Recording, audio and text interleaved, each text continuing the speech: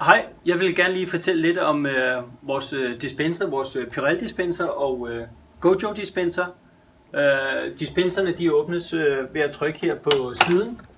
Og det første man kontrollerer med dispenserne, det er om der er overensstemmelse mellem refilen og dispenseren. Her en Purell og en Purell.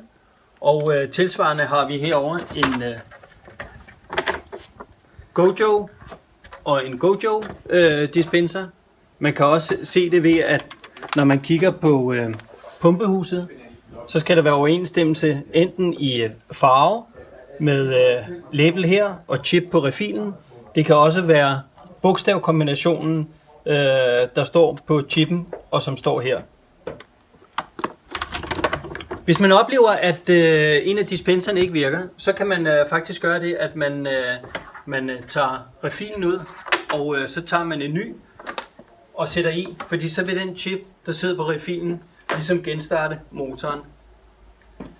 Der er også noget farveindikation i dispenserne, og der er en label her, som forklarer med en grøn. Det er, hvis der er overensstemmelse mellem refilen og dispenseren, så vil maskinen lyse grøn.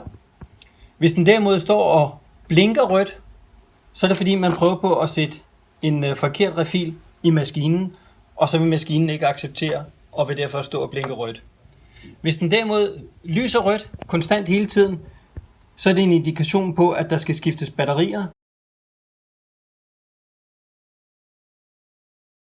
Når man nu har tjekket, at man har den rigtige refil til dispenseren, det vil sige en Gojo-refil til Gojo-dispenseren, eller en Purell-refil til Purell-dispenseren, og man har tjekket, at ved hjælp af lyset hernede, at pumpehuset har batteri, så er den sidste mulighed, det er at åbne dispenseren og skifte pumpehuset. Og pumpehuset kan skiftes, så mens dispenseren sidder på væggen.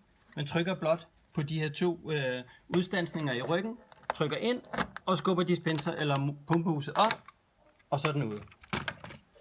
Herefter tager man et nyt pumpehus, hvor man lige løsner et af batterierne og klikker det ind igen, for at sikre, at der er ordentlig strøm på det, og det er der nu.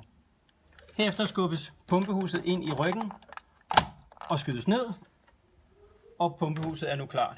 Tager man Gojo-refilen og bare skyder i, lukker maskinen, hvorefter maskinen lige skal have et par sekunder til at kalibrere og gøre klar, og den er klar til dosering.